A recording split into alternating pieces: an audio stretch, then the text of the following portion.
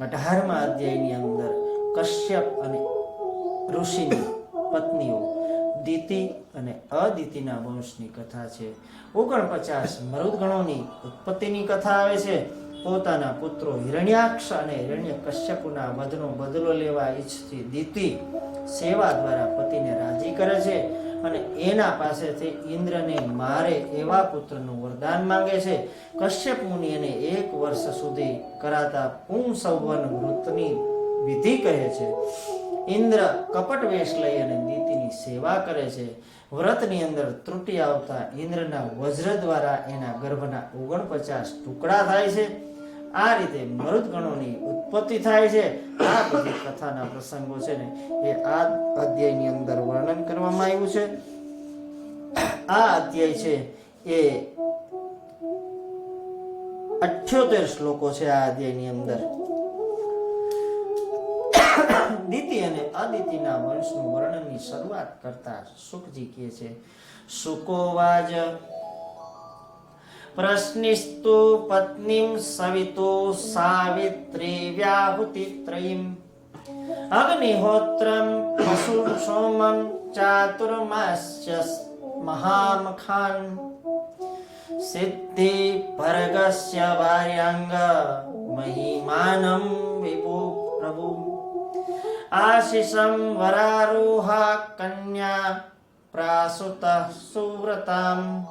સુખદેવજી વર્ણન કરે છે કે હે રાજન, આવી રીતે અદિતિના 5મા પુત્ર સવિતાને પૃશ્નિ નામની પત્નીના ગર્ભથી 8 સંતાનો થયા હતા. સાવિત્રી, વ્યાહૃતિ, ત્રયી, અગ્નિહોત્ર, પશુ, સોમ, ચાતુર્માસ્ય અને પંચમહાયજ્ઞ. હે વત્સ, અદિતિના 6થા પુત્ર ભગની પત્ની એ સિદ્ધિ અને મહિમા. સિદ્ધિ એ છે ને એ મહિમા, વિભુ અને પ્રભુ નામના 3 પુત્રો અને આશીષ નામની એક સુંદર અને સુશીલ પુત્રીને જન્મ આપ્યો.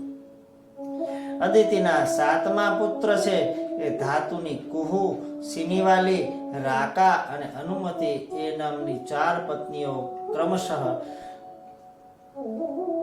કુહુને સાયમ સાથે, સિનિવાલીને દર્શ સાથે, રાકાને પ્રાતઃ સાથે અને અનુમતિને પૂર્ણમાં સ્વરૂપે જન્મ આપ્યો. ધાતાના નાના ભાઈ અદિતિના 8મા પુત્ર એટલે કે વિધાતાની પત્ની ક્રિયાએ પરિષ્ય નામના 5 અગ્નિને જન્મ આપ્યો. અદિતિના 9મા પુત્ર વરુણની ચાર્ષિણી નામની પત્ની હતી. એમને ભૃગુ નામના પુત્ર થયા. તેઓ પૂર્વે બ્રહ્માજીના પુત્ર હતા. વરુણના બીજા પુત્ર મહાયોગી વાલ્મીકી હતા અને એવો વલ્મીક એટલે કે રાફડામાંથી ઉત્પન્ન થયા હતા. મિત્ર અને વરુણ નામના 2 આદિત્યોએ જ્યારે ઉર્વશી નામની અપ્સરાને જોઈ ત્યારે એમનું તેજ ક્ષલિત થઈ ગયું અને એ તેજને એમણે ઘડાની અંદર ભરી રાખ્યું હતું. એની અંદરથી અગત્ય અને વશિષ્ઠ નામના ઋષિઓ ઉત્પન્ન થયા હતા. અદિતિના 10મા પુત્ર મિત્રને રેવતી નામની પુત્રથી 3 પુત્રો થયા, ઉત્સર્ગ, અરિષ્ટ અને પીપલ. હે તા, તમે એવું સાંભળ્યું છે કે અદિતિના 11મા પુત્ર દેવરાજ ઇન્દ્રે પોતાની સચી નામની પત્નીથી જયંત, ઋષભ, મિશુઢ એ નામના 3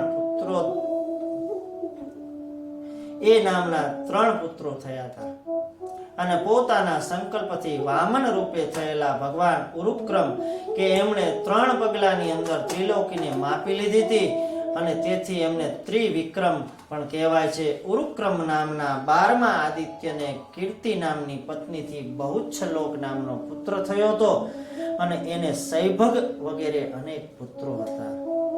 કશ્યપ ઋષિના પુત્ર ભગવાન ઉરુક્રમ છે એ વામનના ગુણો અને લીલાઓ અને ઉત્કર્ષનું વર્ણન એમણે જે અદિતિથી અવતાર ધારણ કર્યો ને એનું આગળ તમને હું 8મા સ્કંદની અંદર વર્ણન કરીશ. અત્યારે અહીંયા દિતિના વંશનું વર્ણન કરતા સુખદેવજી મહારાજ કહે છે કે હવે હું કશ્યપની બીજી પત્ની દિતિથી થયેલા દૈત્યોના વંશનું વર્ણન કરીશ. દિતિને હિરણ્યાક્ષ અને હિરણ્યકશ્યપ નામના 2 પુત્ર થયા હતા.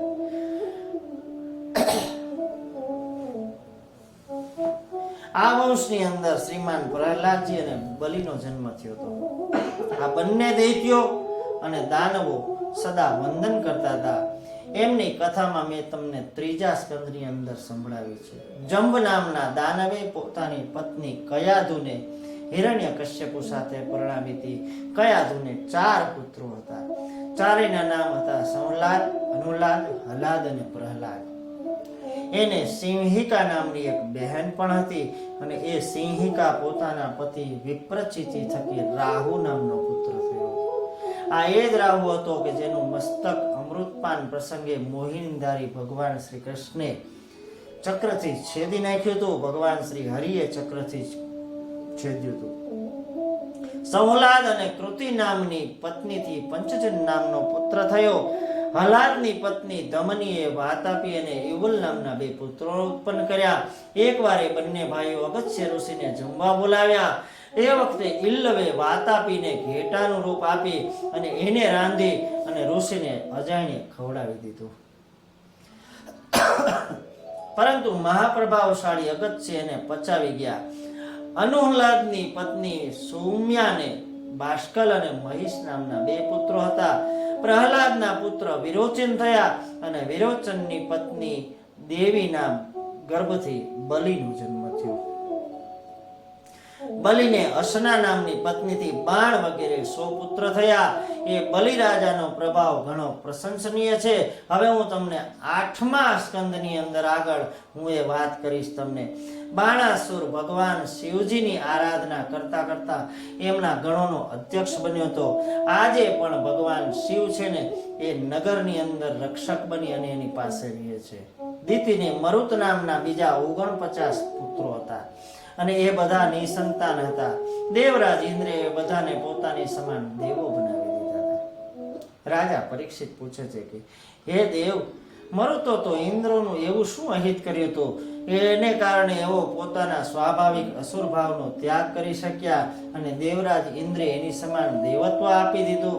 હે બ્રહ્મન, મારી જેમ જ આ બધા ઋષિઓ પણ આ રહસ્યને જાણવા ઈચ્છે છે, એટલે તમે એમને આ રહસ્યની કથા પણ તમે એને સમજાવો. ત્યારે સુતજી કહે છે કે હે સૌનક ઋષિ, રાજા પરીક્ષિતના ટૂંકા છતાં બહુ અર્થથી યુક્ત એવા પ્રશ્નને આદરપૂર્વક સાંભળી સર્વજ્ઞ એવા સુખદેવજી મહારાજે ઘણા પ્રસન્ન થઈ અને રાજાનું અભિવાદન કરી અને એમને કહેવા લાગ્યા. 49 મરુત ગણોની ઉત્પત્તિ કેવી રીતે થઈ એનું વર્ણન કરતા કરતા સુખદેવજી મહારાજ કહે છે કે ઇન્દ્રનો પક્ષ લેનારા ભગવાન વિષ્ણુએ જ્યારે દીતિના પુત્રો હિરણ્યાક્ષ અને હિરણ્યકશ્યપુને મારી નાખ્યા ને ત્યારથી શોકથી પ્રદીપ્ત થયેલા અને ક્રોધાદિથી બળતી દીતિ મનની અંદર વિચારવા લાગી કે આ વિષય લાલચુ અને ક્રૂર એવા કઠોર હૃદયના ઇન્દ્રે પોતાના જ ભાઈઓને એટલે કે હિરણ્યકશ્યપુ અને હિરણ્યાક્ષને મરાવી નાખ્યા. એ માટે એવો કયો દિવસ આવશે કે હું પણ એ પાપનિષ્ઠ ઇન્દ્રને મરાવી અને સુખપૂર્વે શયન કરી શકીશ? પોતાને રાજા ઈશ્વર ભોગી માનનાર શરીરની પણ મૃત્યુને અંતે કૃમિ વિષ્ઠા કે ભસ્મ એવી સંજ્ઞા થઈ જાય છે.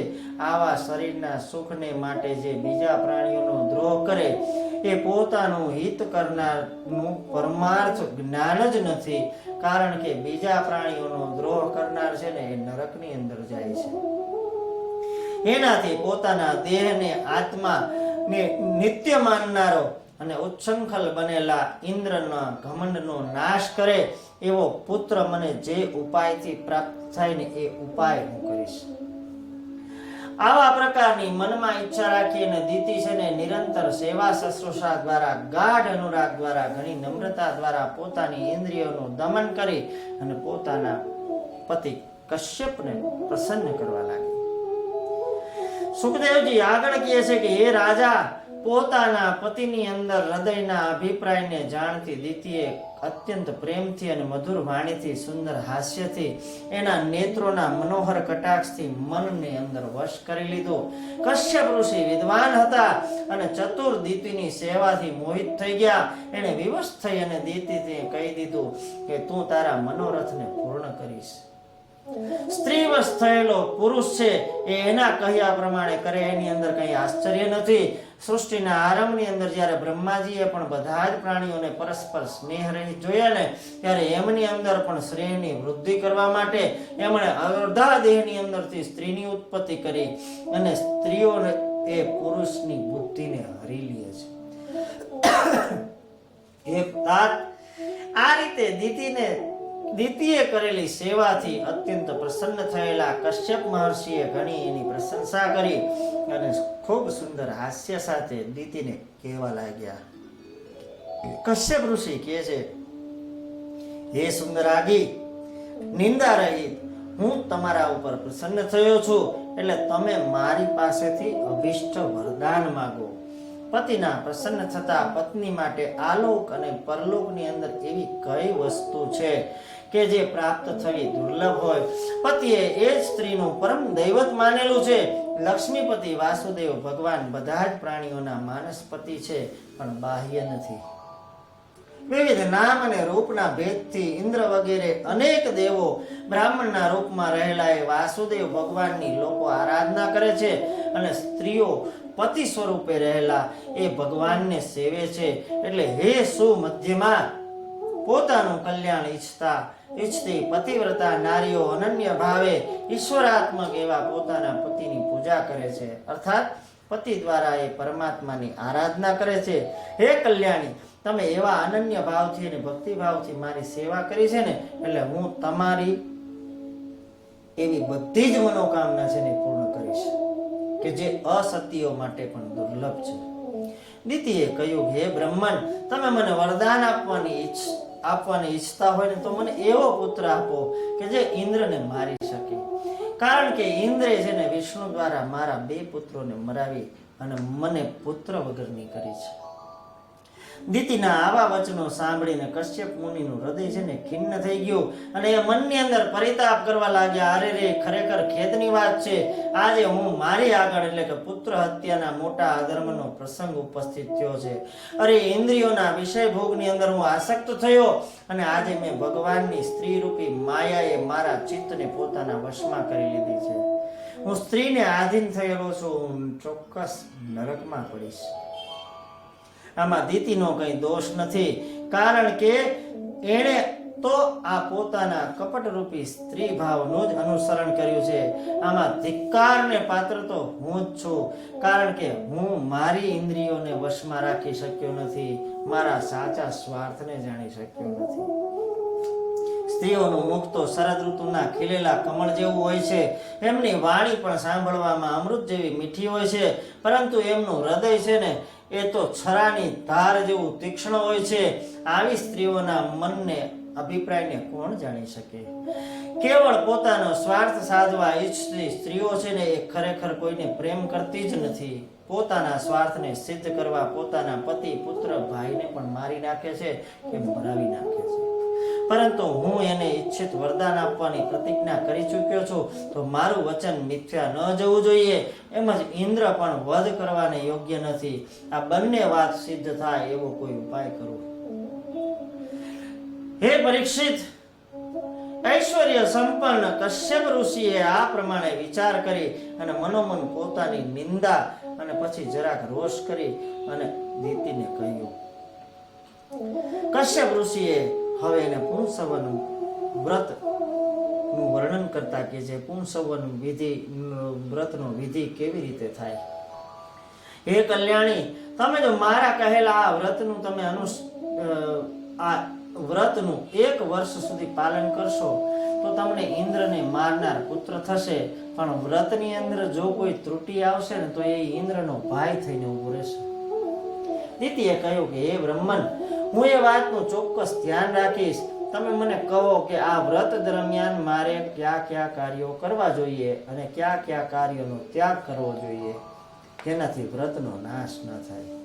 કશ્યપ ઋષિએ આખા વ્રતનો વિધિ કહ્યો કે હે દેવી, કોઈ પ્રાણીની અંદર હિંસા ન કરવી, કોઈના પ્રત્યે આક્રોશ ન કરવો, કોઈની નિંદા ન કરવી, અસત્ય ન બોલવું, નખ અને વાળ કાપવા નહીં, અસ્થિ વગેરે અપવિત્ર વસ્તુનો સ્પર્શ ન કરવો, નગી વગેરેના જળની અંદર પ્રવેશી અને સ્નાન ન કરવું, ક્રોધ ન કરવો, દુર્જનની સાથે વાત ન કરવી, ધોયા વિનાનું વસ્ત્ર ધારણ ન કરવું, કોઈએ ધારણ કરેલી પુષ્પમાળા ધારણ ન કરવી, કોઈનું એઠું અન્ન ન ખાવી, ચંડિકા ભદ્રકાળીનું નિવેદ કરેલું અન્ન ન ખાવું, માંસયુક્ત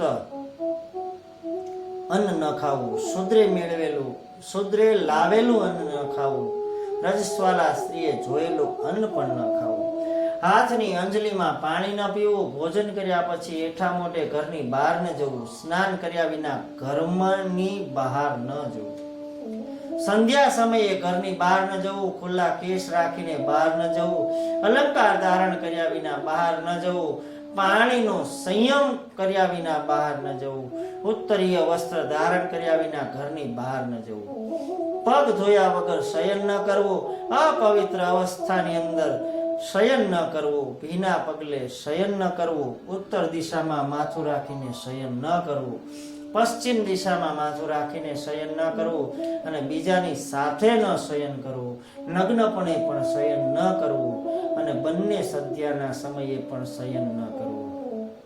આ ન કરવાના કામો કીધા. હવે વ્રતની અંદર કરવાના જે કામો છે એ 10 પ્રકારના કર્મો કીધા. ધોયેલા વસ્ત્રો પહેરવા, હંમેશા પવિત્ર રહેવું, બધા સૌભાગ્ય ચિહ્નોથી સદા યુક્ત રહેવું, પ્રાતઃકાળે ભોજન કર્યા પહેલા જ ગાય અને બ્રાહ્મણોની પૂજા કરવી, લક્ષ્મીજીની પૂજા કરવી, નારાયણ ભગવાનની પૂજા કરવી, પુષ્પમાળા, ચંદન, નૈવેદ્ય, આભૂષણો વડે સધવા સ્ત્રીઓની પૂજા કરવી, પોતાના પતિની પૂજા કરવી, પોતાના પતિની સમીપે રહેવું, અને પોતાના ઉદરમાં રહેલા પતિના તેજનું ધ્યાન કરવું, અથવા તો પોતાના હૃદયની અંદર રહેલા પતિના આત્મા સ્વરૂપ ભગવાન શ્રી હરિનું ધ્યાન કરવું. હે દેવી, તમે તમારા પુત્રને અપાનાર આ પૂન સંવન નામના વ્રતનું 1 વર્ષ સુધી ત્રુટિ વિના જો પાલન કરશો ને તો તમને ઇન્દ્રનો વધ કરનારો પુત્ર થશે. હે રાજન, આ વ્રતનું આચરણ કરવામાં દ્રઢ મનવાળી દીતીએ ભલે હું આ પ્રમાણે કરીશ એમ કહી અને પતિની આજ્ઞાનો સ્વીકાર કર્યો, અને એ પછી પતિ કશ્યપથી ગર્ભધારણ કરી સમ્યક રીતે વ્રતના નિયમોનું પાલન કરવા લાગી. હે પરીક્ષિત, જ્યારે વિલક્ષણ ઇન્દ્રે પોતાની માસી દીતિના આ અભિપ્રાયની જાણ થઈને ત્યારે તેઓ વેશ બદલાવી અને આશ્રમમાં આવ્યા અને એની સેવા કરવા માંડ્યા. દેવરાજ ઇન્દ્ર પ્રતિદિન યોગ્ય સમયે દીતિ માટે વનમાંથી પુષ્પ, ફળ, કંદ, મૂળ, સમિત, દર્ભ, તુલસી પત્ર, અંકુર, માટી, જળ લાવીને સમર્પિત કરતા હતા. એ રાજન, જેમ કોઈ પારધી છે ને હરણ જેવો વેશ લઈને એનો શિકાર કરે છે, એમ કુટિલ ઇન્દ્રે પણ સાધુ જેવો વેશ લઈ અને વ્રતપ્રાયણ દીતિને વ્રતની ત્રુટિને શોધવા લાગ્યા. પણ હે મહીપતિ, આ વ્રતની ત્રુટિને શોધવામાં સતત તત્પર રહેવા છતાં પણ ઇન્દ્રને એના વ્રતની અંદર કોઈ પણ જાતની ત્રુટિ જોવા ન મળી, અને અત્યંત ચિંતાગ્રસ્ત થઈ ગયેલો ઇન્દ્ર છે ને વારંવાર મનની અંદર વિચારવા લાગ્યો કે હું શું કરું જેથી મારું કલ્યાણ થાય. એક દિવસ વ્રતને લીધે થાકેલી અને વિધાતા દ્વારા મોહિત થયેલી દીતીએ હેઠા મોઢે આચમન કર્યા વિના અને પગ ધોયા વિના સંધ્યાના સમયે સૂઈ ગઈ. કેટલી વસ્તુ કરી એને? હેઠું મોઢું, આચમન કર્યા વિના, પગ ધોયા વિના અને સંધ્યાના ટાણે સૂવું. આટલી ત્રુટિ થઈ. દીતિના વ્રતની અંદર આ થયેલી ત્રુટિ જોઈને યોગ શક્તિ વાળા ઇન્દ્રે પોતાની યોગ શક્તિથી નિંદ્રાધીન થયેલી દીતિના ઉદરની અંદર પ્રવેશ કર્યો, અને એ પ્રવેશ કરવાની સાથે ઇન્દ્રે પોતાના વજ્રથી દીતિના સુવર્ણની સમાન તેજસ્વી ગર્ભના 7 ટુકડા કર્યા. 7 ટુકડા કર્યા બાદ એ 7 ટુકડાના બીજા 7 ટુકડા કર્યા. એ પરીક્ષિત, આવી રીતે જ્યારે ઇન્દ્ર એમના ટુકડા કરી રહ્યા હતા ને ત્યારે એ 49 ગર્ભ ભાગો છે ને એ હાથ જોડીને કહેવા લાગ્યા કે હે ઇન્દ્ર, અમને શા માટે મારો છો? અમે તમારા ભાઈઓ મરુદગણ જ છીએ. એ સમયે ઇન્દ્રે પોતાના વિશે અનન્ય નિષ્ઠાવાળા પાર્ષદો એવા મૃદગણોને કહ્યું કે જો તમે મારા ભાઈઓ છો તો તમે ભય ન પામો, નિશ્ચિંત રહો. હે પરીક્ષિત, જેમ અશ્વત્થામાના બ્રહ્માસ્ત્રથી ભગવાને તમારી રક્ષા કરી હતી ને, એમ ઇન્દ્રના વજ્રથી દીતિના ગર્ભના અનેક ટુકડા થઈ જવા છતાં પણ ભગવાન શ્રી હરિની કૃપાથી, ભગવાન શ્રી હરિની ઈચ્છાથી એ ગર્ભ નષ્ટ ન થયો. જે મનુષ્ય એકવાર પણ પરમ પુરુષ પરમાત્માનું પૂજન કરે ને, એ ધીરે ધીરે ભગવાનની સમાન બને છે. અને તે પછી દ્વિતીય થોડા દિવસો બાકી રહ્યા હોય એમ 1 વર્ષ સુધી ભગવાન શ્રી હરિની આરાધના કરી માટે એના ગર્ભની રક્ષા થાય, એમાં કોઈ આશ્ચર્ય ન કહેવાય. 49 મરુદગણ ઇન્દ્ર સાથે મળી 50 દેવો થઈ ગયા, કારણ કે ઇન્દ્રનું એક નામ મરુત્વાન છે. ઇન્દ્રે મરુદગણોના માતૃદોષ એટલે કે અસુર ભાવનો પરિત્યાગ કરાવી એને સોમભાઈ એટલે યજ્ઞના અધિકારી બનાવ્યા. જ્યારે નિર્દોષ દીતીએ જાગીને જોયું કે અગ્નિ તેજસ્વી પોતાના 49 પુત્રોને ઇન્દ્ર સાથે જોઈ અને ઘણી પ્રસન્ન થઈ. એ સમયે દીતીએ ઇન્દ્રને કહ્યું કે હે તાત, હું તો અદિતિના પુત્રો એવા દેવતાઓને ભય ઉપજાવે એવા પુત્ર પ્રાપ્ત કરવા આવું કઠિન વ્રત કરતી હતી. મેં તો એક જ પુત્રની અપેક્ષા રાખી હતી, પણ આ 49 પુત્રો કેવી રીતે થયા?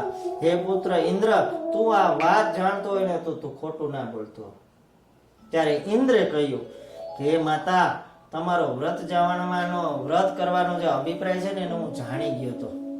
એટલે કપટ વેશ લઈ અને તમારી પાસે આવ્યો અને તમારા વ્રતની અંદર આવેલી ત્રુટિ જાણી અને તમારા ગર્ભમાં પ્રવેશ કરી અને એના ટુકડા કરી નાખ્યા. ખરેખર હું ઘણો સ્વાર્થી અને ધર્મભાવના વગરનો છું.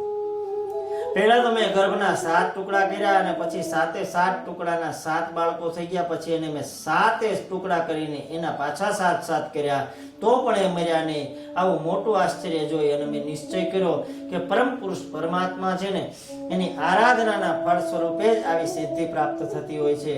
જે લોકો નિષ્કામ ભાવે ભગવાન શ્રી હરિની પ્રાર્થના કરે છે ને, એ મોક્ષ ઈચ્છતા નથી. એવા જ ભક્તજનો જ પોતાનો સ્વાર્થ સાધવાની અંદર નિપુણ હોય છે. એવો કયો બુદ્ધિશાળી મનુષ્ય હશે કે જે પોતાના અત્યંત પ્રેમાસ્પદ અને સ્વ સ્વરૂપનું દાન કરનારા ભગવાન જગદીશ્વરની આરાધના કરી અને એમની પાસેથી વિષય ભોગોનું દાન માગે? કારણ કે વિષય ભોગ ન તો નરકની અંદર, કૂતરા ગધેડા વગેરે યોનિની અંદર પણ મળે જ છે. હે પૂજ્ય માતા, મેં મૂર્ખતાને લીધે આ દુષ્ટ કામ કર્યું છે, મને ક્ષમા કરી દો. હે માતા, મૃત્યુ પામેલો તમારો ગર્ભ છે ને, એ ભગવાનની કૃપાથી પુનઃ જીવિત થયો છે. સુખદેવજી વર્ણન કરે છે કે હે રાજન, દેવરાજ ઇન્દ્રના શુદ્ધ ભાવથી પ્રસન્ન થયેલા દીતીએ એમણે પોતાના પુત્રો સહિત સ્વર્ગમાં જવાની અનુમતિ આપી. ત્યાર પછી દેવરાજ ઇન્દ્ર એને નમસ્કાર કરી મરુદગણ સહિત સ્વર્ગની અંદર સીધાવ્યા. તમે મને પૂછ્યું હતું કે એ પ્રમાણે મેં મરુદગણોના જન્મની કથા છે ને તમને કઈ સંભળાવી. હવે તમારે ફરીથી શું સાંભળવું છે એ જે મને પૂછશો ને એ હું તમને બધું કહીશ. આમ કહી અને 78મા શ્લોકની સાથે અહીંયા 18મો અધ્યાય છે એ પૂર્ણ થયો. 6ઠા સ્કંદના 18મા અધ્યાયનો અહીંયા પૂર્ણાહુતિ થાય છે. આ 18મા અધ્યાય રૂપી ભાવપુષ્પ છે એ ભગવાનના શ્રી ચરણારવિંદની અંદર અર્પણ કરી અને 19મા અધ્યાયની અંદર આ સ્કંદનો અંતિમ અધ્યાય છે એની અંદર આપણે પ્રવેશ કરીએ.